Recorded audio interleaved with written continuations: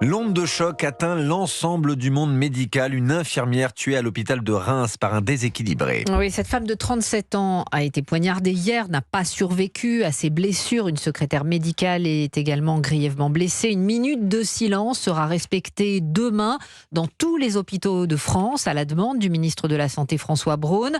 Dès la mi-journée, les personnels de l'hôpital de Reims s'étaient recueillis en hommage à leurs collègues assassinés, Guillaume Dominguez. Oui, la cérémonie a été organisée à 13h30, 24 heures pile après l'agression au couteau. Des centaines de soignants en blouse blanche se sont rassemblés en cercle dans la cour principale du CHU. L'hommage a commencé par le discours de la directrice de l'hôpital, Laetitia Michaeli-Flender, pour rendre hommage à cette infirmière de 37 ans. Nous adressons nos plus sincères condoléances à sa famille, ses proches. Nous partageons leur douleur et leur peine.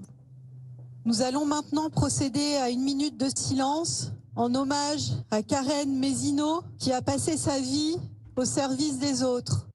Et pendant cette minute de silence, des soignants se sont succédés pour déposer des fleurs sur un banc transformé en mémorial éphémère. Un moment particulièrement difficile à vivre pour l'ensemble des équipes du CHU de Reims, comme en témoigne Valérie Rosalski, déléguée syndicale CGT.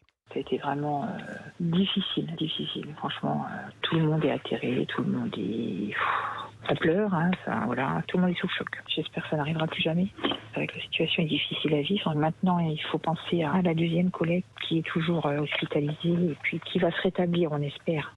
La seconde victime, une secrétaire médicale de 56 ans, est toujours hospitalisée. Son état est stable selon nos informations et son pronostic vital n'est plus engagé.